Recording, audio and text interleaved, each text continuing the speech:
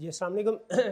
कैफ 6 आज के लेक्चर का आगाज़ करते हैं। Lecture number 4। आज के लेक्चर में chapter 11 sources of finance, sorry chapter 10 sources of finance हम डिस्कस कर रहे थे। उसमें जो शेयर्स हैं सोर्सेज ऑफ फाइनेंस में, उनकी डिस्कशन हमने कर ली थी कि शेयर्स की कितनी टाइप्स हैं, उनके फीचर्स वगैरह क्या है।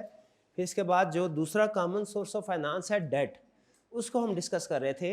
हाफ लर्निंग ऑब्जेक्टिव हमने डिस्कस कर लिया था और रिमेनिंग हाफ हम आज डिस्कस करने जा रहे हैं। आगे चलने से पहले प्रीवियस लेक्चर में से कोई क्वेश्चन पूछना चाहते हो पूछ लीजिए, चाहे शेयर्स में से पूछ लें, चाहे डेट वाले में से पूछ लें। कोई कंसेप्ट, कोई चीज़ समझ में ना आई हो पूछ लीजिए। जी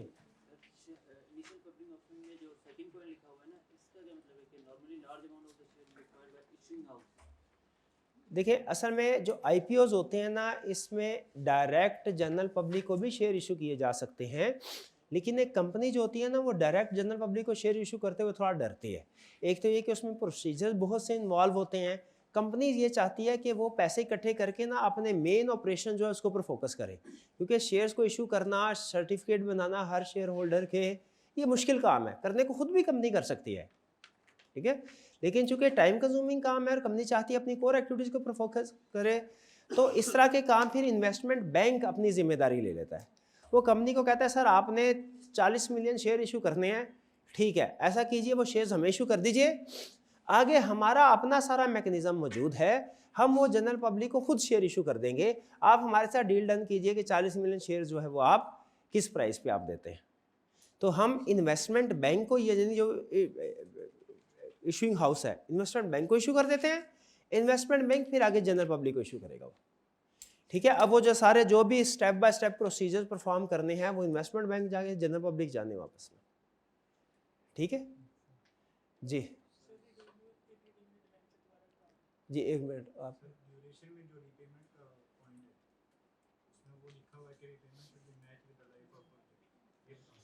ड्यूरेशन में जो रीपेमेंट का पॉइंट है, उसमें ये है कि जो लोन आप उस ड्यूरेशन का हासिल करें जो आपके प्रोजेक्ट की लाइफ के साथ मैच करता हो। यानी अमूमी तौर पे जो लॉन्ग टर्म लोन होते हैं, आपके ख्याल में लॉन्ग टर्म लोन लेने का मकसद क्या होता है बैंक से? किस लिए लॉन्ग टर्म? क्या लॉन्ग टर्म लोन इसलिए लिए जाते हैं कि अपनी रोजमर्रा की जरूरियात पूरी की जाए? नहीं, उसके लिए तो ओवरड्राफ्ट होता है। लॉन्ग टर्म लोन किस लिए होता है? कोई बड़ा प्रोजेक्ट फाइनेंस करना हो उसके लिए। तो फर्ज कीजिए जो हमारा प्रोजेक्ट है उसकी लाइफ है 5 साल, जरा गैस कीजिए हमें लोन कितनी पीरियड का लेना चाहिए? 5 साल, ताकि जो लोन का पीरियड और उस प्रोजेक्ट की लाइफ है वो मैच हो जाए।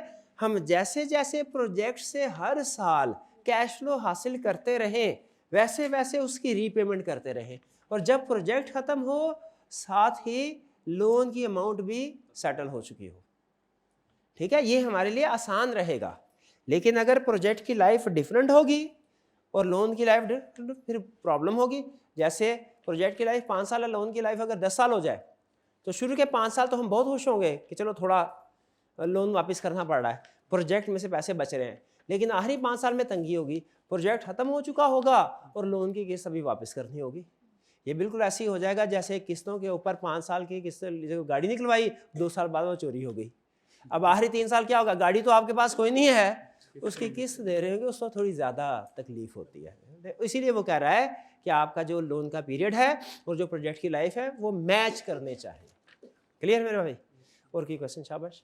आपका रिडीमेबल और इरिडीमेबल उन्होंने बोला था। देखिए, रिडीमेबल का मतलब होता है रिटर्नेबल। रिटर्नेबल कुछ जो आप कंपनी सिक्योरिटीज इशू करती है ना, शेयर या डिबेंचर्स, शेयर या डिबेंचर दोनों के लिए कंसेप्ट है रिडीमेबल और इरिडीमेबल। रिडीमेबल और इरिडीमेबल शेयर्स भी हो सकते हैं, डिबेंचर्स भी हो सकते हैं। कुछ शेयर या डिबेंचर्स ऐसे होते हैं जो रिडीमेबल होते हैं। रिडीमेबल का मतलब कंपनी ने आज इशू किया है ना, तो आप 3 साल 4 साल 5 साल के बाद वो कंपनी को वापस करके पैसे ले सकते हैं। लेकिन कुछ ऐसे होते हैं जो कंपनी कहती है इरिडीमेबल हो गए। इरिडीमेबल शेयर या डिबेंचर कौन से होते हैं? कंपनी कहती है एक दफ़ा इशू कर दिया ना, अब ये फॉर लाइफ इशूड है, अब जब तक हम वाइंड अप नहीं होंगे ये आप हमसे वापस आके पैसे ले नहीं सकते। हाँ, आपको इंटरेस्ट या डिविडेंड जो एग्री हुआ है वो मिलता रहेगा, आप वो एंजॉय करते रहे सारी उम्र। लेकिन अगर आप कहें कि जी मैं वापस करके अपनी ओरिजिनली इन्वेस्टेड जो मनी है वो रिटर्न लेना चाहता हूँ, वो आपको नहीं मिलेगी इरिडीमेबल में, ठीक है जी। इसका मतलब यूँ समझ लीजिए, इररिडीमेबल सिक्योरिटी में जो रिडेम्पशन वैल्यू है, जो टर्मिनल वैल्यू है, वो आपको रिकवर नहीं होगी, वो ज़ीरो आपके लिए है। हाँ, आपको हर साल इंटरेस्ट या डिविडेंड मिलता रहेगा। ठीक है जी, भाई ये बात समझ आ गई? और क्या क्वेश्चन? जीरो कूपन बॉन्ड्स ऐसे बॉन्ड्स या डिबेंचर्स होते हैं जिन पे रेट ऑफ इंटरेस्ट जीरो होता है।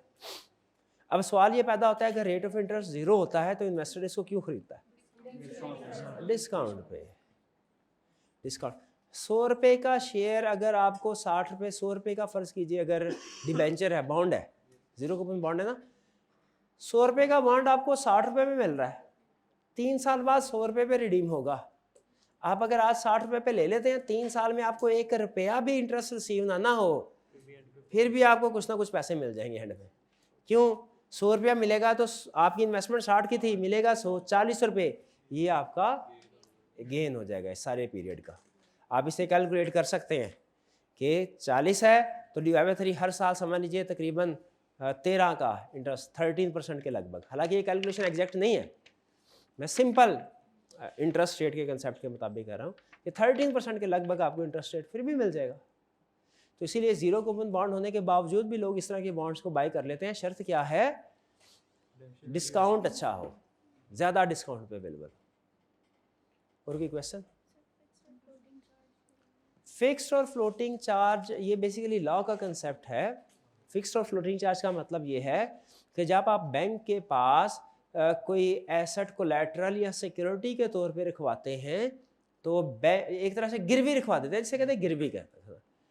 इसमें 2 तरह के चार्जेस आप क्रिएट करवा सकते हैं। फिक्स चार्ज का मतलब ये होता है कि आप नाम लेके बैंक को बताते हैं कि मेरे इस एसी के ऊपर, ये जो ग्री वाला एसी है फॉर एग्जांपल, ये 1.5 टन वाला, इसके ऊपर जो इस रूम में लगा हुआ है, इसके ऊपर आपका चार्ज क्रिएट हुआ है। ये फिक्स चार्ज होता है जिसमें स्पेसिफाई कर दिया जाता है कौन सा एसेट अंडर चार्ज है। जो फ्लोटिंग चार्ज होता है उसमें स्पेसिफिक एसेट मेंशन नहीं किया जाता, कैटेगरी ऑफ एसेट मेंशन की जाती है। जैसे उसमें कहा जाता है कि कॉलेज में जितने भी एसी है उन सब पे बैंक का चार्ज क्रिएट किया जाता है। इसमें फ़ायदा क्या होता है? इसमें फ़ायदा ये होता है कि जैसे ही कोई नया एसी आप ख़रीदते हैं वो ऑटोमेटिकली अंडर चार्ज आ जाता है, क्योंकि आपने कौन सा एक का नाम लिखवाया हुआ है। और अगर कोई एसी बेचना चाहे तो भी बेच सकते हैं। ठीक है, तो इसमें सेल एंड परचेज इजीली हो जाती है फ्लोटिंग चार्ज में। फिक्स चार्ज में जिस एसेट को आपने मॉर्गेज या चार्ज क्रिएट करवाया हुआ है वो बैंक की इजाज़त के बगैर आप नहीं बेच सकते। ठीक है, तो अब ये अपने अपने दोनों के प्लस माइनस है। ये 2 टाइप्स हैं, फिक्स चार्ज और फ्लोटिंग चार्ज। और कोई क्वेश्चन? जी जी,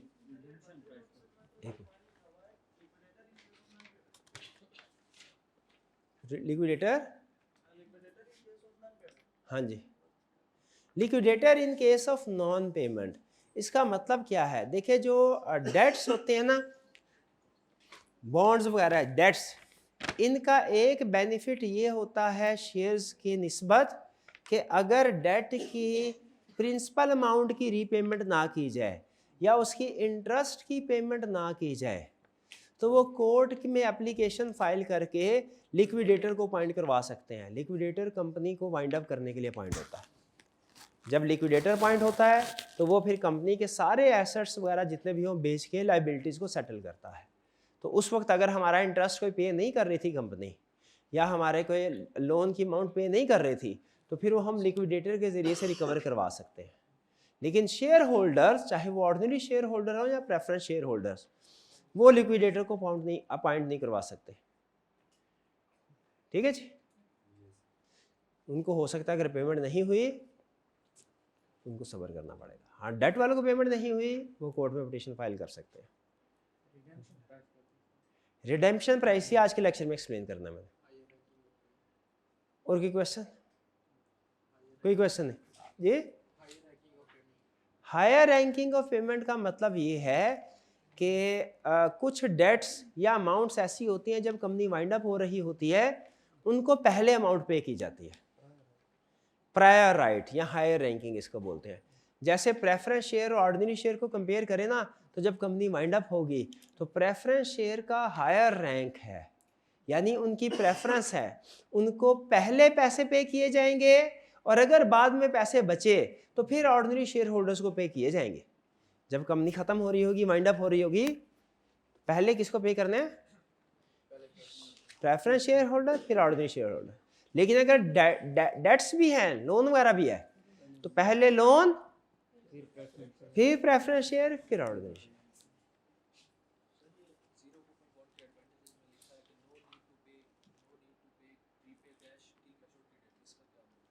जीरो कूपन बॉन्ड के एडवांटेजेस में लिखा हुआ है no need to repay cash till maturity date.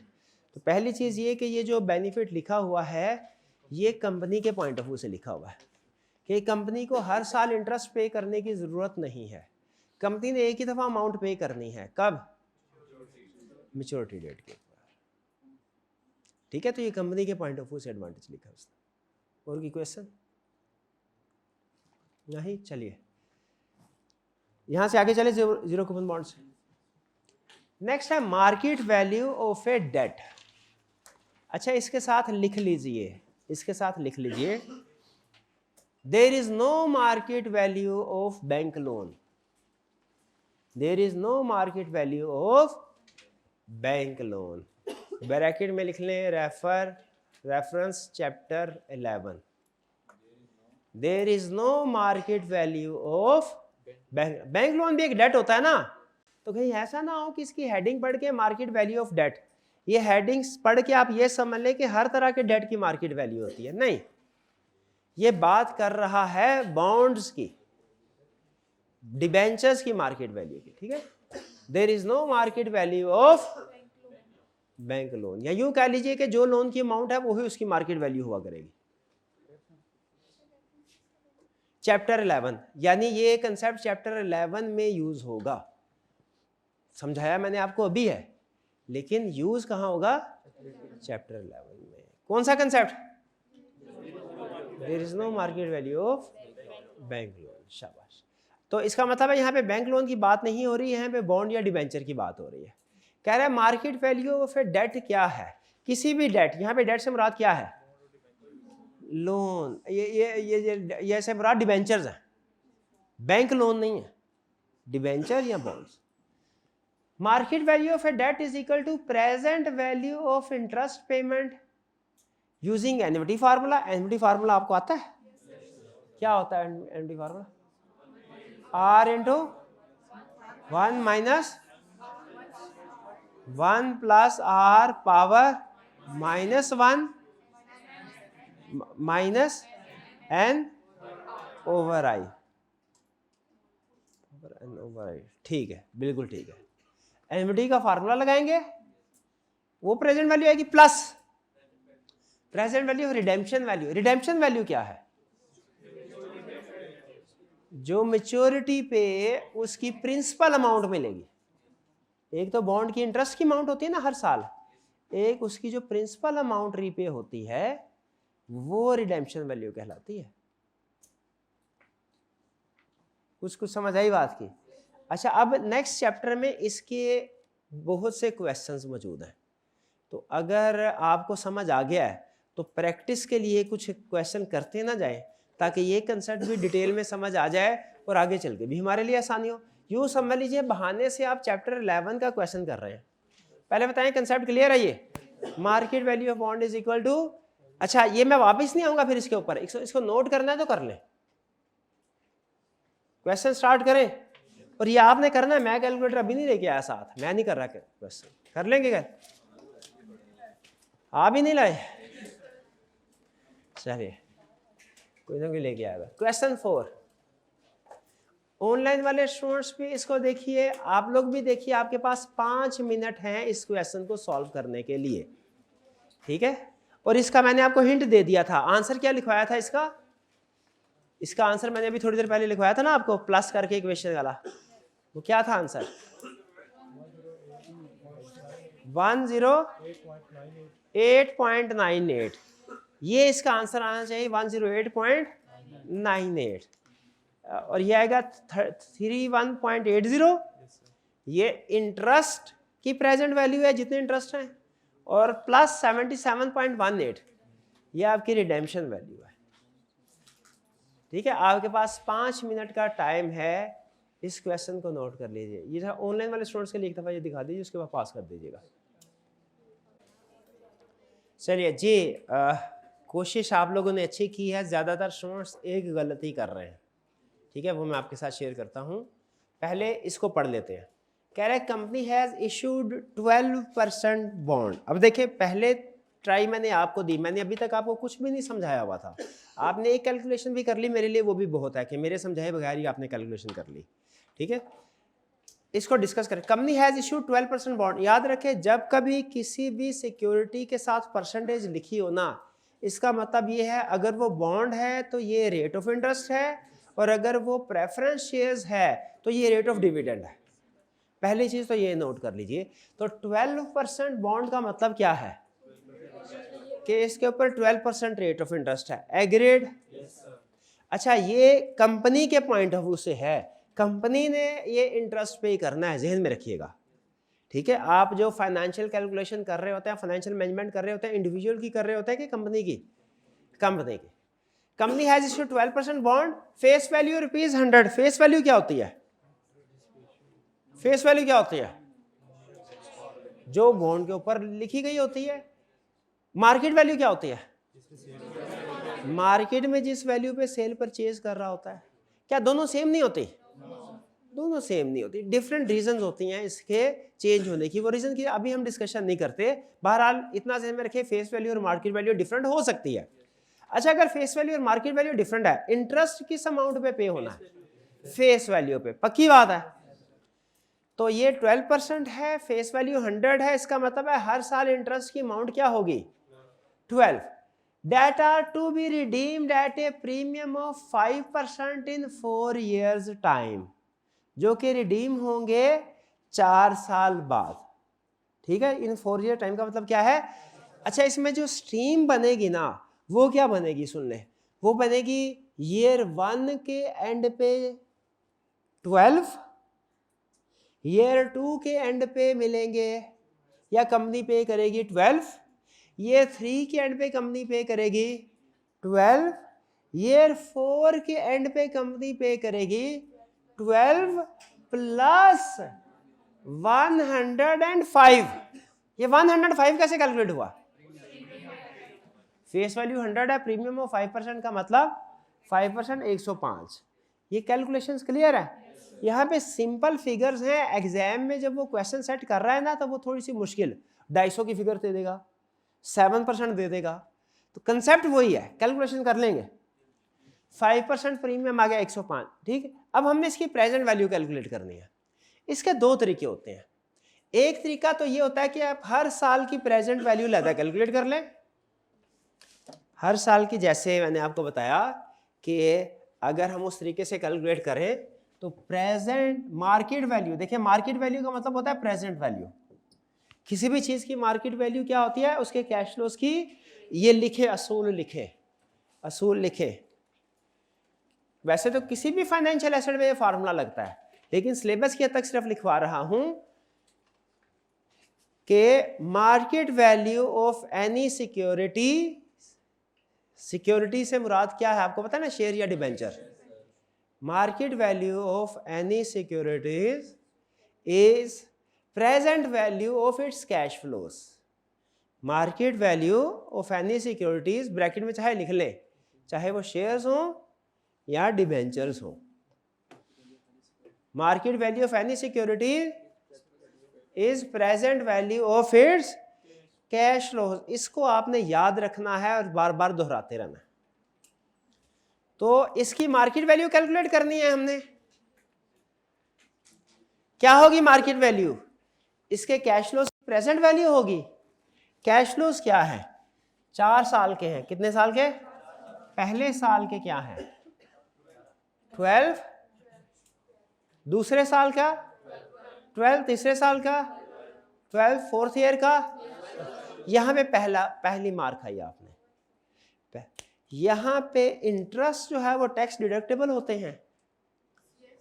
तो जो कंपनी की कॉस्ट होगी ना, जब आपने इसको कैश फ्लो में यूज करना है तो आपने इसको 12 यूज नहीं करना, बल्कि नेट ऑफ टैक्स यूज करना है। इसलिए कि कंपनी के असल जो आउटफ्लो है, जो असल पेमेंट है, वो 12 रुपीज नहीं है, क्योंकि 12 रुपीज इंटरेस्ट टैक्स डिडक्टेबल होते हैं ना, बताया था। तो जो जितने भी इंटरेस्ट होते हैं उनकी जब नेट कॉस्ट कैलकुलेट होती है after adjustment of tax calculate करते हैं। तो इस बॉन्ड की जो वैल्यू है, जो कैश फ्लो कंपनी पे कर रही होगी हर साल, वो 12 नहीं है। हालांकि बॉन्ड होल्डर को 12 पे कर रही होगी, लेकिन फिर इस 12 की पेमेंट को एक्सपेंस के तौर पे अपनी इनकम स्टेटमेंट में रिकॉर्ड कर रही होगी, जिससे इसको 20% टैक्स डिडक्शन मिलेगी। समझ आ रही है बात की? तो जो इसकी नेट कॉस्ट है वो 12 नहीं है, 12 मल्टीप्लाइड बाय 0.8 है, 9.6। ये थी गलती जो सबसे ज्यादा स्टूडेंट्स ने की, 9.8। तो ये क्या बनेगा, इसके कैश फ्लोज या देखते जाइएगा, इज इक्वल टू 9.8 प्लस 9.6 है, 9.6 प्लस 9.6 प्लस 9.6 प्लस 9.6 प्लस ये ईयर 4 है ना, इसमें सिर्फ इंटरेस्ट नहीं मिलना, इंटरेस्ट के साथ क्या मिला, maturity value, redemption value. Redemption value वो कितनी है, 105। और अब इन सब की प्रेजेंट वैल्यू कैलकुलेट करनी है। प्रेजेंट वैल्यू के लिए डिस्काउंट रेट कौन सा है, ये जो कॉस्ट ऑफ डेट होता है ना, post tax cost of debt, ये है ये discount rate. Cost of capital में हमेशा पोस्ट टैक्स रेट लेते हैं 8%। तो ये 8% क्या है असल में, cost of discount rate, discount rate. तो ये होगा आपका डिवाइडेड बाय 1.08। अभी पहले सिर्फ देखते जाइए पहले 1.08 power 1 divided by 1.08 power 2 divided by 1.08 power 3 divided by 1.08 power 4। लेकिन चूंकि इसमें एक कैश फ्लो स्ट्रीम कॉमन बन रहा है, इस तरीके से भी कैलकुलेशन करें आपका आंसर सेम आएगा, मार्केट वैल्यू सेम आएगी। लेकिन चूंकि ये आपका कैश फ्लो स्ट्रीम सेम बन रहा है हर साल का 9.6, तो ये एनएमटी के फार्मूला के जरिए से भी सॉल्व हो जाता है। उसके जरिए से कैलकुलेट करना चाहे उसके जरिए से कर ले। एनएमटी के जरिए से फार्मूला क्या होगा, ऐसे कोई एक स्टूडेंट हमें ऐसे कैलकुलेट करके दे दे, कोई कर सकता है ऐसे कैलकुलेट, हर एक को अलग-अलग। आपके लिए एफिशिएंट वे एनएमटी वाला ही होगा, लेकिन मैं साबित करना मतलब बताना चाहता हूं आपको ऐसे भी कैलकुलेट हो सकता है। क्या है फार्मूला, ये अमाउंट क्या आएगी, सिंपल अपने 9 वो जो कैलकुलेटर है उसके ऊपर की स्ट्रोक पंच करें 108.97, वही है जो मैंने लिखवाई थी 108.97। अब इसको एनएमटी के जरिए से सॉल्व करते हैं, यहां तक कोई प्रॉब्लम। एनएमटी के जरिए से जो सॉल्व करें हैं, जो कि अमूमी तौर पे आपने एनएमटी के जरिए से करना है, फार्मूला क्या होता है, आर यानी 9.6, यही एनएमटी आएगी ना, 12 तो नहीं आएगी, नेट ऑफ टैक्स ही आएगी, कंपनी नेट ऑफ टैक्स ही पे कर रही है, r into 1 minus 1 plus i power minus n, यानी 1.08 पावर -4 डिवाइडेड बाय 0.08। ठीक है, ये इसको ब्रैकेट लगाने की जरूरत नहीं क्योंकि हमने डायरेक्ट सॉल्व कर लिया। ठीक है, लेकिन ये एनएमटी की प्रेजेंट वैल्यू कैलकुलेट हुई है। अब इसके बाद एंड पे 105 divided by, direct he solve कर लिया, ये आदत बनी हुई है ना। अब कीजिए इसको सॉल्व, पहले इसको एनएमटी की वैल्यू क्या आई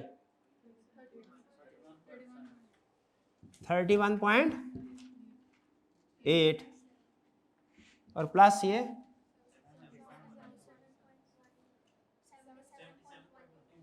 77.1 108 और ऐड करें तो 108.97। इसमें अहम चीज़ क्या थी याद रखने वाली कि जब आपने इंटरेस्ट रेट कैलकुलेट करना है, चूंकि इंटरेस्ट रेट टैक्स डिडक्टेबल है तो आपने net of tax amount calculate करनी है। दूसरा, ये जो कॉस्ट ऑफ डेट है ये हमारा डिस्काउंट रेट होता है फाइनेंस में। कॉस्ट ऑफ डेट क्या है? Discount rate. और तीसरा असूल, किसी भी चीज़ की मार्केट वैल्यू क्या है या उसकी प्राइस भी कहते हैं, क्या है? Present value of its cash flow. उससे फ्यूचर में जितना बेनिफिट होगा उसकी वैल्यू उतनी है, हर चीज़ की वैल्यू उतनी ही है जितना फ्यूचर में हमें उसे बेनिफिट होगा। इसमें कितने स्टूडेंट्स को ये पहले वाला मेथड जो है ये बेहतर लग रहा है? कितने स्टूडेंट्स को दूसरे वाला मेथड बेहतर? दूसरे वाला ज़्यादा है। तो हम आइंदा कैलकुलेशन में ये दूसरे वाला मेथड ही ऑप्ट किया करेंगे। लेकिन याद रखिए ये उस वक्त यूज़ होगा जब एन्युटी का केस होगा, हर साल का कैश फ्लो सेम होगा। अगर हर साल का कैश फ्लो डिफरेंट है फिर ये फार्मूला नहीं लगेगा, फिर वो ऊपर वाला फार्मूला लगेगा। हर साल का कैश फ्लो डिफरेंट है तो फिर ऊपर वाला फार्मूला, और अगर हर साल का कैश फ्लो सेम है तो नीचे वाला एन्युटी। क्लियर? तो अब आपको मार्केट वैल्यू कैलकुलेट करना आगे किसी भी बॉन्ड की। अच्छा, अगर ये सारा केस सेम होता, फर्क सिर्फ ये होता कि 10% बॉन्ड्स की बजाय लिखा होता 10% प्रेफरेंस शेयर्स, बाकी सारा केस सेम होता, तो फिर टैक्स रेट यूज ना करते, फिर ग्रॉस अमाउंट 12 ही लेते, फिर उस सूरत में आपका आंसर ठीक होता जो जिन स्टोर से कैलकुलेट। क्यों? क्योंकि डिविडेंड की पेमेंट टैक्स डिडक्टेबल नहीं होती, उसकी पेमेंट पे के ऊपर कोई टैक्स का इफेक्ट या एडजस्टमेंट नहीं मिलती। क्लियर जी? ये समझ लीजिए आपने फाइनेंस का एक लेक्चर कर लिया है, मार्केट वैल्यू कैलकुलेट करना। कॉस्ट ऑफ कैपिटल का एक लेक्चर समझिए आज हो गया, अगर आपको मार्केट वैल्यू कैलकुलेट करना आ गई है। चलिए अब वापस चलते हैं हम। बाकी अब देखिए, अब दोबारा पढ़िए, अब देखिए क्या अब आपको इसकी समझ आ गई क्या कहना चाह रहा है? मार्केट वैल्यू ऑफ डेट क्या है? Present value of interest payment using annuity formula plus present value of redemption value. Redemption value ये 105 थी इस केस में। आगे चलते हैं, हाइब्रिड क्या है? हाइब्रिड कहते हैं ऐसी चीज जिसमें 2 in 1 टाइप हो, ऐसी सिक्योरिटी जिसमें इक्विटी का एलिमेंट भी हो, बॉन्ड का एलिमेंट भी हो, डेट का एलिमेंट भी हो, इक्विटी का एलिमेंट भी हो। एक टिकट इक्विटी की इंजॉयमेंट भी, डेट की इंजॉयमेंट, उसे कहते हैं हाइब्रिड। इसकी 2 एग्जांपल्स हैं। पहली एग्जांपल है कन्वर्टिबल बॉन्ड। कन्वर्टिबल बॉन्ड कैसे होते हैं कि मैच्योरिटी डेट पे अगर आप चाहें तो उन्हें शेयर्स में कन्वर्ट करवा लें, ये कन्वर्टिबल बॉन्ड है कि नहीं? सारी जिंदगी गुजारी बॉन्ड की तरह और एंड में ऑप्शन क्या है? शेयर में कन्वर्ट करवा सकते हैं। तो बॉन्ड और शेयर्स दोनों की इंजॉयमेंट आगे के नहीं आगे, तो ये है हाइब्रिड। हाइब्रिड की एक example, hybrid is a financial instrument which has features of both debt and equity. Convertible bond. और दूसरा वारंट। वारंट क्या होता है? ये कल मैंने आपको बताया था कि जैसे जो कूपन है उसके 2 हिस्से कर दिए जाते हैं, एक छोटा हिस्सा अलग इंटरेस्ट वाला और बड़ा हिस्सा अलग। कह रहा है warrant is a bond which gives the holder right to buy ordinary share at a set price. Stock, अहम चीज ये है जिसकी वजह से इसे वारंट कहा है। Stock part can be separated from bond, यानी एक बॉन्ड वाला हिस्सा होगा जिसपे हर साल इंटरेस्ट मिलेगा, और एक स्टॉक वाला हिस्सा होगा जो जिसके पास है वो उसके बदले में शेयर खरीद सकेगा। ठीक है, तो इसमें 2 हिस्से होते हैं। इसमें जो होल्डर है उसके पास ऑप्शन होती है, जरूरत पड़ने पे इनमें से कोई एक हिस्सा बेचना चाहे तो वो बेच सकता है, वरना नॉर्मली तो जो बॉन्ड्स होते हैं उसके ऊपर एक ही बॉन्ड के ऊपर दोनों चीजें होती हैं कि आपको हर साल 10% इंटरेस्ट मिलेगा और 5 साल के बाद आपको फिक्स अमाउंट रिटर्न हो जाएगी।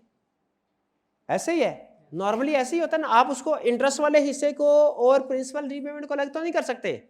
नॉर्मल डिबेंचर के केस में इकट्ठे एक सफे के ऊपर ही सारी स्टेटमेंट लिखी होती है, लेकिन इस केस में उसने क्या किया है, ये वारंट में क्या होता है कि जो स्टॉक कन्वर्टेबल इनटू स्टॉक वाली ऑप्शन होती है वो अलग दे दी जाती है, और जो इंटरेस्ट वाला राइट है वो अलग होता है, ताकि आप उनमें से कोई एक सेल करना चाहें जरूरत के वक्त तो सेल कर सके। ये हाइब्रिड्स की दोनों एग्जांपल क्लियर हुई। Convertible bond clear. अच्छा चलिए, कन्वर्टेबल बॉन्ड भी आपका कॉस्ट ऑफ, इसके साथ स्टैटिक मार्क करें। मैं एक सवाल पूछता हूं, आपके पास ऑप्शन है, एक बॉन्ड है, ऑप्शन है 2 साल के बाद चाहे तो उसे 10% पे रिडीम करवा लें, 100 रुपये का है, 10% पे रिडीम करवा लें, चाहे उसके बदले में 3 ऑर्डिनरी शेयर बाय कर लें। क्या करेंगे? कितने स्टूडेंट्स 10% प्रीमियम पे उसको रिडीम कर लेंगे, और कितने स्टूडेंट्स कन्वर्ट करवाएंगे एक बॉन्ड को 3 ऑर्डिनरी शेयर में? ये डिपेंड करता है, गलत डिसीजन कर लिया आपने। डिपेंड करता है ये शेयर की प्राइस पे। अगर शेयर की प्राइस 10 रुपये हुई तो क्या 30 रुपये सही है? 3 शेयर लेंगे, उनकी वैल्यू 10 रुपये होगी, तो ये शेयर की वैल्यू पे डिपेंड करता है। अगर शेयर्स की वैल्यू, जितने भी शेयर मिलेंगे उनकी वैल्यू 110 रुपये से ज़्यादा है, 110 रुपये हमें वो रिडीम करवा रहा है, 110 रुपये से ज़्यादा है, तो हमारे लिए बेहतर क्या है? हम उसे कन्वर्ट करवाएं शेयर में। और अगर शेयर की जो मार्केट वैल्यू कैलकुलेट हो रही है वो 110 से कम है, तो फिर हमें किसकी तरफ जाना है? रिडीम की तरफ। फिर हम रिडीम करवाएंगे। तो पास्ट पेपर में उसने 2 दफ़ा क्वेश्चन ये पूछा है जिसमें वो कन्वर्टेबल बॉन्ड बताता है, फिर 3 साल के बाद कहता है कन्वर्ट होंगे, और 3 साल के बाद कहता है शेयर प्राइस ये होगी। रिडीमेबल भी है, रिडीम भी करवा सकते हैं, कन्वर्ट भी करवा सकते हैं। बताइए क्या करवाएंगे? पहले रिडेम्पशन वैल्यू देखेंगे क्या है, फिर कन्वर्जन वैल्यू देखेंगे क्या है, कन्वर्ट करके कितनी मार्केट वैल्यू के शेयर्स आते हैं। दोनों में से जो लोअर होगी कि हायर होगी? हायर, क्योंकि बेनिफिशियल ऑप्शन सेलेक्ट करनी है, वो हम लेंगे। जी ये कुछ क्लियर हुआ आपको कन्वर्टेबल बॉन्ड का? आगे कन्वर्टेबल बॉन्ड का यही प्रोसीजर बता रहा है। अच्छा, फिर है कन्वर्जन वैल्यू। कन्वर्जन वैल्यू क्या है कि जब किसी बॉन्ड को शेयर्स में कन्वर्ट करेंगे तो कितनी वैल्यू बनेगी? जब किसी बॉन्ड को conversion value is equal to current market price of each share into conversion ratio. एक बॉन्ड के बदले में 3 शेयर्स मिले तो कन्वर्जन रेशो क्या होगी? 3। अब आप उसे आज की शेयर प्राइस के साथ कंपेयर कर लें, आपको पता चल जाएगा कि वो जो आपके पास ऑप्शन है उसकी आज की क्या वैल्यू है। जो कन्वर्टेबल बॉन्ड है उसकी आज की क्या वैल्यू? कैलकुलेशन समझ आ रही है? कन्वर्जन वैल्यू कि जितने शेयर्स में कन्वर्ट होना है उसने, उनकी आज की मार्केट वैल्यू क्या है? कौन सी?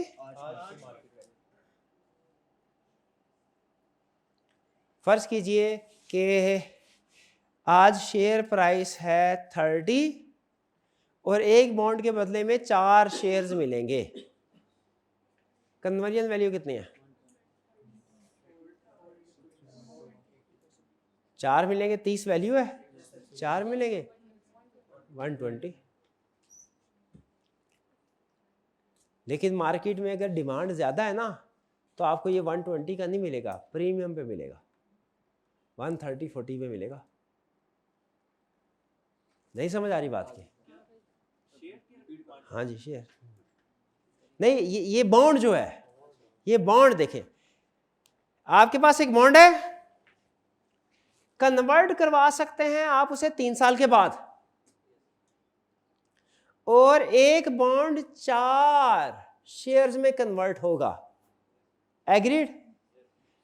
आज शेयर की वैल्यू 30 रुपये है, तो आज के दिन कन्वर्जन वैल्यू कितनी हुई? 30 × 4 बिल्कुल 120 हुई, 120 हुई। ठीक है, अब अगर तो आपको ये 120 में ही मिल जाता है बॉन्ड, असूली तौर पे 120 में मिलना चाहिए, लेकिन अगर कोई पर्सन कहता है नहीं मैं 120 नहीं 130 में बेचूंगा, तो वो जो 10 रुपये आपने ऊपर दिए ये प्रीमियम कहलाता है। ये कंसेप्ट बिल्कुल ऐसा ही है जैसे आप कोई बिजनेस जब बाय करने लगते हैं ना तो उसके एसेट्स और लायबिलिटीज़ की वैल्यू लगवाते हैं। तो जब वैल्यू लग जाती है, जैसे फ़र्ज़ कीजिए कि 70 मिलियन वैल्यू लग गई, तो जब आप उस पर्सन को पैसे देने लगते हैं वो कहता है मैं 80 मिलियन से 1 रुपया कम नहीं लूँगा, खरीदना है तो खरीदो, नहीं खरीदना तो ना खरीदो। और वो जो डिफरेंस होता है 10 मिलियन वो गुडविल के तौर पर रिकॉर्ड होता है, याद है? ये जो कन्वर्जन प्रीमियम है ना, ये से वही गुडविल समझे कि आपके जो आज का बॉन्ड है ना, बॉन्ड ये जब शेयर्स में कन्वर्ट होगा तो आज की प्राइस के मुताबिक इसकी वैल्यू कितनी है? 120। लेकिन अगर मार्केट में इससे ज्यादा चल रही है किसी भी वजह से तो वो आपका कन्वर्जन प्रीमियम होगा। इसे आपने गुडविल के साथ मैच करना है, फिर समझ आएगा। क्लियर हुई ये बात? कन्वर्जन वैल्यू क्या है? जो कि आज के दिन शेयर में कन्वर्ट हो जाए तो जो वैल्यू होगी शेयर्स की। कन्वर्जन वैल्यू क्या है? आज के दिन बॉन्ड शेयर में कन्वर्ट हो जाए तो जो शेयर्स की मार्केट वैल्यू होगी वो कन्वर्जन वैल्यू है। और कन्वर्जन प्रीमियम क्या है? कन्वर्जन वैल्यू से ज्यादा जितनी अमाउंट आप पे कर रहे हैं वो कन्वर्जन प्रीमियम है।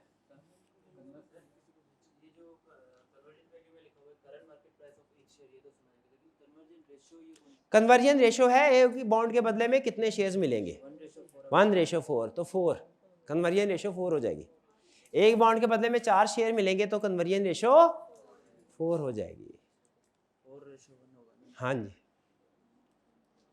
4:1 होगा, लेकिन यहाँ पे 4 से मल्टीप्लाई करना, अमाउंट कैलकुलेट करनी है। Market price of convertible,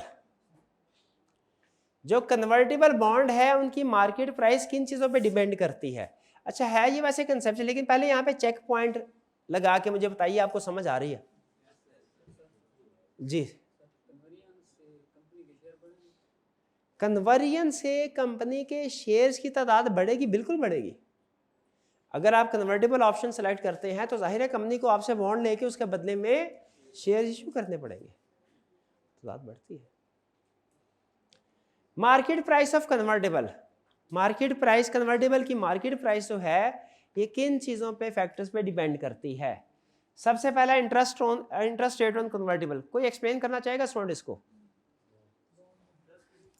on convertible, convertible bond है ना, उसकी मार्केट में प्राइस कम ज्यादा होती रहती है, किस चीज पे डिपेंड करती है?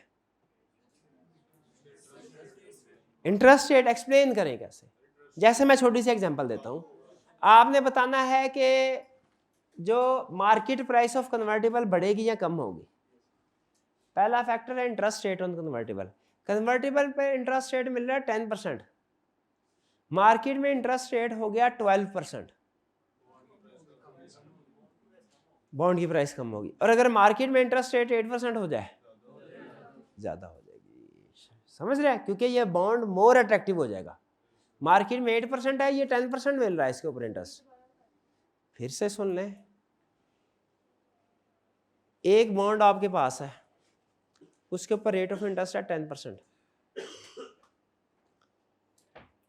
आपने मार्केट में जाके देखा रेट ऑफ इंटरेस्ट 8% चल रहा है मार्केट में, आपके लिए ये बॉन्ड मोर वैल्यूएबल है कि लेस वैल्यूएबल?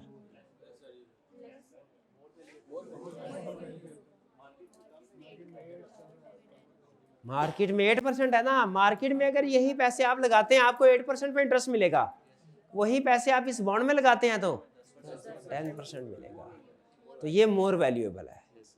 इस सूरत में अगर मार्केट में इंटरेस्ट रेट कम हो रहा हो ना तो फिक्स रेट बॉन्ड की वैल्यू बढ़ रही होती है, और अगर मार्केट में इंटरेस्ट रेट बढ़ रहा हो,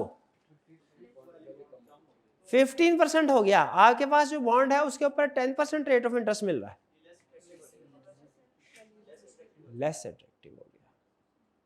लेस अट्रैक्टिव हो गया तो प्राइस मार्केट में भाई 15%, मार्केट में इतने पैसे लगाओ 15% इंटरेस्ट मिलता है, तुम्हारा बॉन्ड खरीदेंगे तो 10% मिलेगा।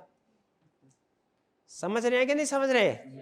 कैसे बॉन्ड, मार्केट का इंटरेस्ट रेट और बॉन्ड का इंटरेस्ट रेट दोनों मिलकर डिसाइड करते हैं बॉन्ड की मार्केट वैल्यू क्या होगी। बॉन्ड का इंटरेस्ट रेट जितना ज्यादा होगा बॉन्ड की वैल्यू उतनी ज्यादा होगी, और मार्केट का इंटरेस्ट रेट जितना कम होगा बॉन्ड की वैल्यू उतनी ज्यादा होगी। ये समझ आ रहा है पॉइंट? फिर इसके बाद मार्केट प्राइस ऑफ कन्वर्टेबल, दूसरा पॉइंट मार्केट रेट एक्सपेक्टेशन। लोगों की एक्सपेक्टेशन क्या है? एक तो ना करंट मार्केट रेट क्या है, दूसरा एक्सपेक्टेशन क्या है। अगर लोग, ये केन्स ने रूल बताया था, अगर लोग एक्सपेक्ट कर रहे हो ना कि फ्यूचर में इंटरेस्ट रेट मार्केट के इंटरेस्ट, जैसे स्टेट बैंक ऑफ पाकिस्तान, आपके ख्याल में फ्यूचर में इंटरेस्ट रेट बढ़ाएगा या कम करेगा? बढ़ाएगा। इसका मतलब ये हुआ कि जो बॉन्ड्स हैं उनकी मार्केट वैल्यू पे क्या असर पड़ेगा? जो कि फिक्स रेट ऑफ इंटरेस्ट दे रहे हैं कम हो जाएंगे, क्योंकि वो लो रेट के ऊपर इंटरेस्ट पे कर रहे होंगे, जबकि स्टेट बैंक रेट को बढ़ा चुका होगा। तो इसीलिए जो इंटरेस्ट रेट होते हैं ना, बॉन्ड का अपना भी और मार्केट का भी, ये दोनों बॉन्ड की वैल्यू को इफेक्ट करते हैं। मैच्योरिटी पीरियड जितना ज्यादा लेंथी उतना रिस्की, मैच्योरिटी पीरियड जितना हाई उतना ज्यादा रिस्की होता है, ठीक है। और जितना रिस्की होता है,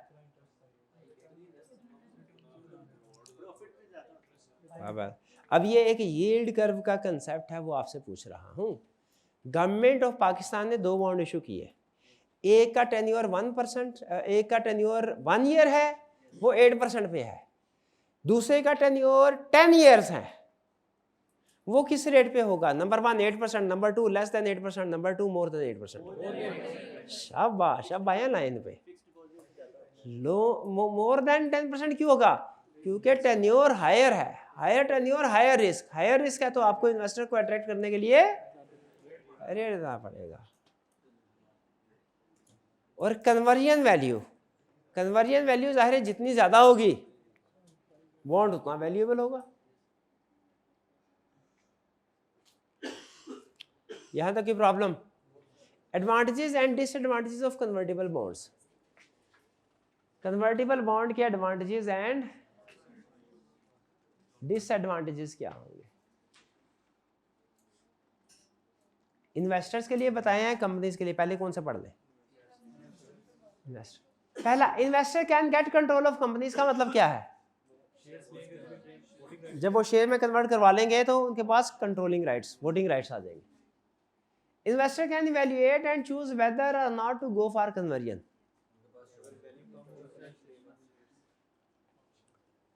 इन्वेस्टर्स इवैल्यूएट कर सकता है और चूज कर सकता है कि वो कन्वर्जन करे कि ना करे। वो उसकी कन्वर्जन वैल्यू कैलकुलेट कर लेगा, रिडेम्पशन वैल्यू कैलकुलेट कर लेगा।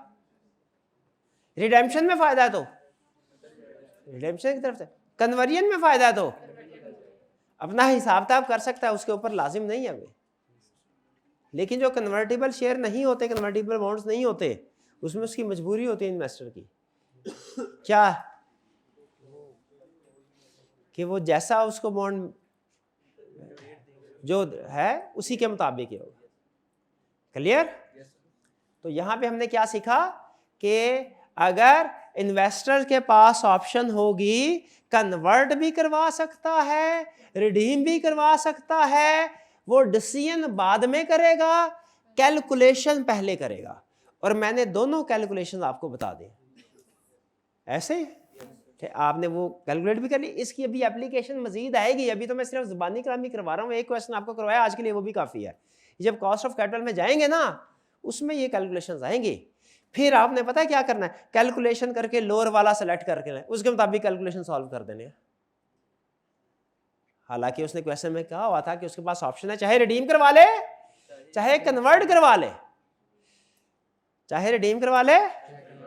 और ये तो है, फिर चले एरर है, एक और बड़ा कमाल का एरर करते हैं। अब समझ रहे हैं ज़बानी, मेरी इस वक्त मजबूरी है, मैं क्वेश्चन आपके सामने रख के आपको नहीं कैलकुलेशन शो करवा सकता, लेकिन अगर आप विजुअलाइज कर सकते हैं ना, तो ज़रा मुझे बताइए, एक बॉन्ड है, 4 साल के बाद कन्वर्ट भी हो सकता है, रिडीम भी हो सकता है, क्या करेंगे?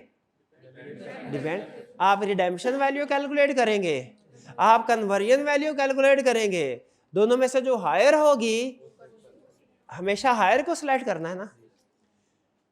अच्छा, जब कन्वर्जन वैल्यू कैलकुलेट करेंगे, कन्वर्ट कब होना है? जो शेयर की वैल्यू लेनी है, एग्जामिनर कमेंट्स में ये पॉइंट उसने हाईलाइट किया था, जो शेयर की वैल्यू लेनी है, कौन से शेयर की, जो कन्वर्ट होने, आज की वैल्यू लेनी है कि 4 साल बाद की,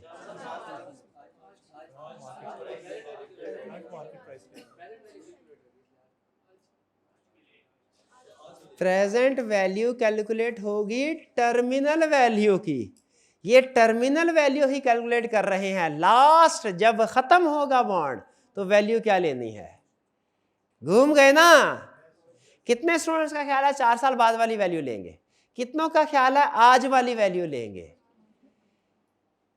4 साल बाद वाली वैल्यू लेंगे। अच्छा, हालांकि यहां पे जो उसने हमें कैलकुलेशन आज सेल परचेज हो रहा है ना प्रीमियम के लिए, वो उसने आज की प्राइस कहा था। लो नहीं नहीं नहीं नजर आ रहा आपको, मैं बताता हूं। ये कन्वर्जन करंट मार्केट प्राइस, ये आज का प्रीमियम कैलकुलेट करने के लिए ना, आज का प्रीमियम कैलकुलेट करने के लिए उसने ये फार्मूला दिया है। जब आप न्यूमेरिकल क्वेश्चन की तरफ जाएंगे ना, जिसमें 4 साल बाद इस बॉन्ड की वैल्यू क्या होगी वो कैलकुलेट करनी है। 4 साल बाद इस बॉन्ड की वैल्यू क्या होगी, जो उसकी टर्मिनल वैल्यू का हायर है, रिडेम्पशन वैल्यू का हायर है, या उसकी कन्वर्जन वैल्यू। कौन सी कन्वर्जन वैल्यू, आज की कि 4 साल बाद वाली, 4 साल बाद वाली। वो जब 4 साल बाद कन्वर्ट हो रहा होगा। यहां पे आज की वैल्यू क्यों ले, क्योंकि ये कन्वर्जन प्रीमियम आज कैलकुलेट हो रहा है। कन्वर्जन वैल्यू कन्वर्जन प्रीमियम में यूज होनी है, और कन्वर्जन प्रीमियम आज कैलकुलेट हो रहा है। नहीं समझ आया, कंफ्यूज हो गया सारा, सब कुछ गोली मार, कोई मसला ही नहीं। सिर्फ ये जहन में रखे कि आपको इतना पता है कि बॉन्ड कन्वर्टिबल होता है। कन्वर्टिबल का मतलब कन्वर्टिबल भी हो सकता है। अगर बॉन्ड कन्वर्टिबल है तो आपने उसे रिडीम करना है कि कन्वर्ट करवाना है शेयर में, ये डिपेंड करेगा। बस ये ज़हन में रखना है, दोनों में से जो फेवरेबल होगा सेलेक्ट करेंगे। क्लियर? जी जी, पूछो पूछो पूछो। हाँ वो करेंगे, बिल्कुल प्रेजेंट वैल्यू भी निकलेगी, शाबाश। लेकिन वो उस क्वेश्चन में जब जाएंगे ना, फिर मैं आपको बताऊंगा। मैं इसलिए थोड़ा शुरू में घबरा रहा था कि मैंने कहा ज़बानी कलामी आपको कंसेप्ट बताना है, कैलकुलेशन सामने ना ना हो तो कंसेप्ट आसानी समझना। ये आपको बड़ी आसानी से समझ आ गया होगा। क्यों भला, क्यों भला? हालांकि ये भी वही कंसेप्ट है, दोनों कंसेप्ट में 1% डिफिकल्टी लेवल ऊंच नीच नहीं है, जो मैं अभी आपको कन्वर्जन का बता रहा हूँ। ये भी वही, फर्क सिर्फ क्या है कि ये मैंने आपके सामने डिस्प्ले करके समझाया है, वो मैं ज़बानी कलाम में समझा रहा हूँ। चैप्टर 11 में करना है, इसलिए मैं अभी ज़्यादा न्यूमेरिकल क्वेश्चन की तरफ आपको लेके नहीं जाना चाह रहा। तो बताइए, कन्वर्जन वैल्यू समझ आ गई, कन्वर्जन प्रीमियम समझ आ गया। कन्वर्जन प्रीमियम कब कैलकुलेट हो रहा है, 4 साल बाद के आज? आज, ये जहन में रखना है, कन्वर्जन प्रीमियम आज। तो इससे वैल्यू भी आज की लेनी है। Market price convertible. अच्छा, अब एडवांटेजेस में थे, possibility of higher gain in long run.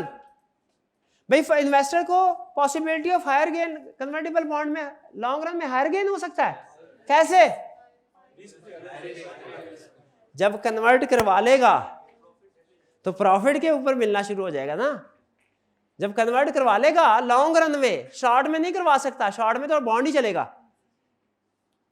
3 साल 4 साल 5 साल बाद शेयर में कन्वर्ट हो जाएगा ना, फिर आएगी पॉसिबिलिटी लॉन्ग रन की। नहीं परेशान लग रहे, समझ? शाबाश।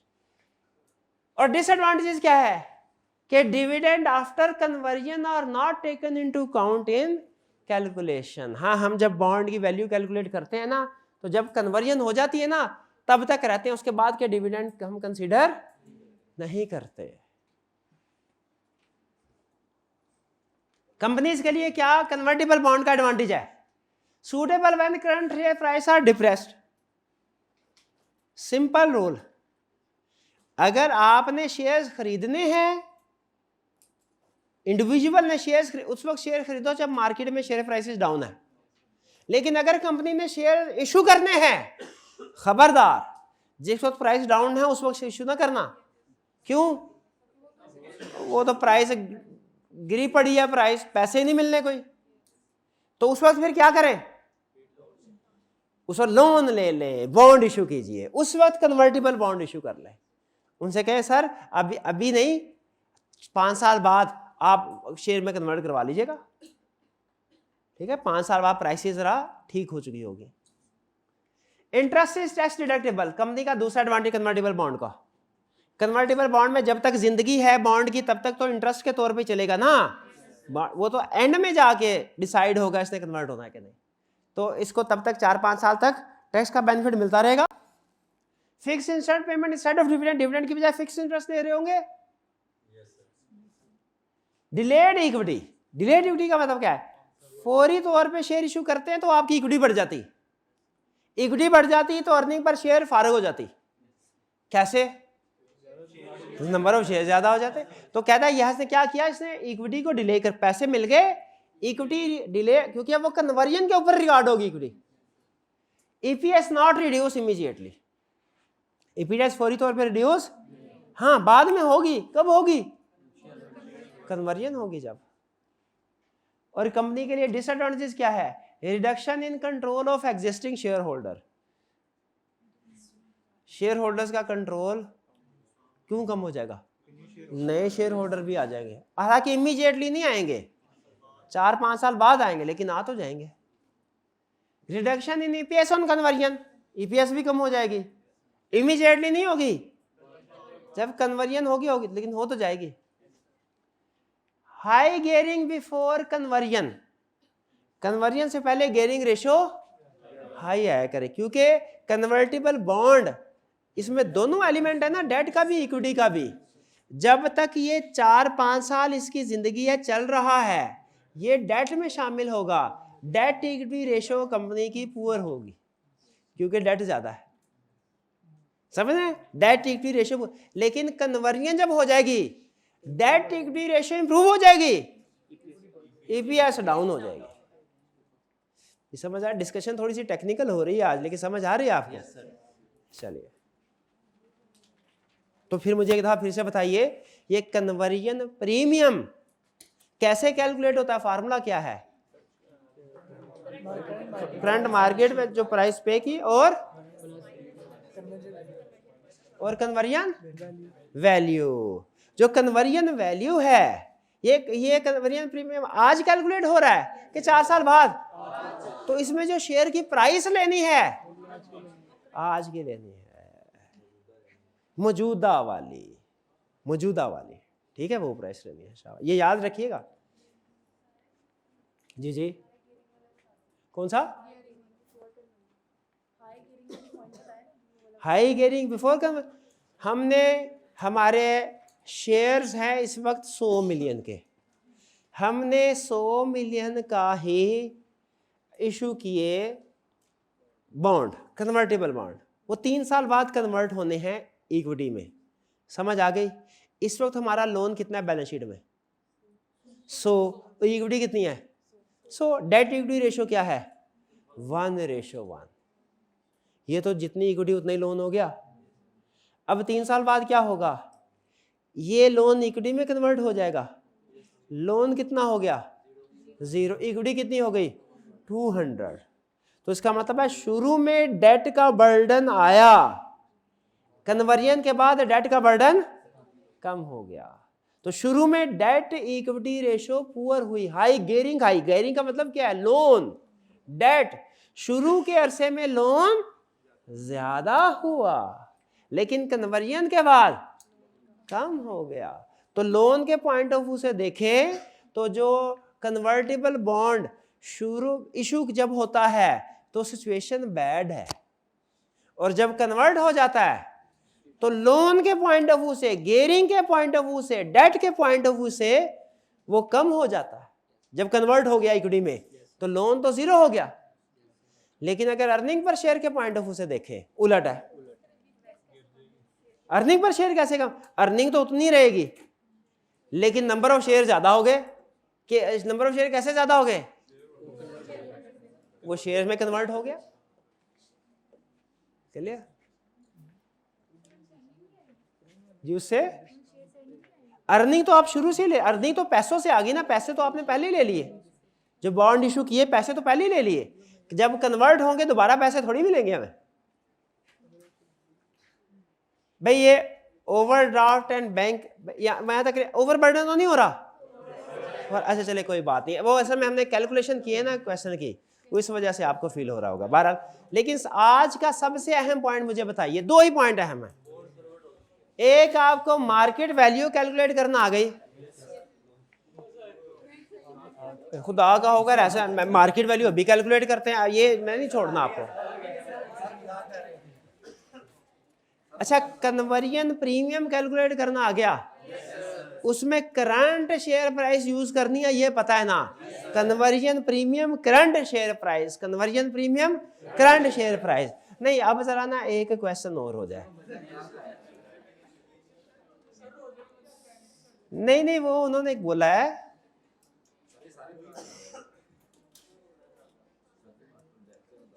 कि मार्केट वैल्यू का क्वेश्चन नहीं, उन्होंने कहा सर सही तरह समझ नहीं आई मार्केट वैल्यू कैसे कैलकुलेट किया आपने, ऐसा है ना?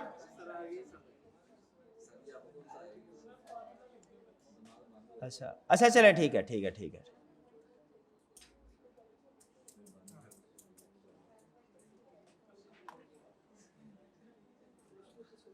चलिए ठीक है, इतना काफ़ी है, वो फिर चैप्टर 11 में जब पहुंचेंगे फिर मैं आपको प्रैक्टिस करा लूँगा। लेकिन जो कुछ आपने सीखा है वो भूलना नहीं, खासतौर पे ये क्वेश्चन रिपीट कर लीजिएगा, चाहे एक दफ़ा घर जाके, एक दफ़ा ये आपकी होम असाइनमेंट में शामिल है, ये जो क्वेश्चन आपने किया है एक दफ़ा आपने इसको दोबारा करना है, ताकि मैं चाह रहा हूँ जब तक हम थोड़ा सा आपको एडिशनल कंसेप्ट साथ साथ दे रहा हूँ। अच्छा मुझे बताइए ऐसे चलता जाऊं थोड़ा थोड़ा एडिशनल कंसेप्ट दे के, ताकि बाद में जब उन फ्यूचर के चैप्टर में पहुंचे तो आसानी हो जाए, कि बस जितना आसान है उतना ही रखे हैं। ये थोड़ा सा इसमें फिर माइनस इसका ये इफेक्ट होता है कि करंट टॉपिक थोड़ा सा मुश्किल लगने लग जाता है, लेकिन प्लस इसका ये होता है कि फ्यूचर का टॉपिक जब आप जाओगे ये तो पढ़ा हुआ है, ये तो सर वही है जो कैलकुलेशन कर ली थी, ऐसे करते जाएं थोड़ा थोड़ा हल्की आंच पे।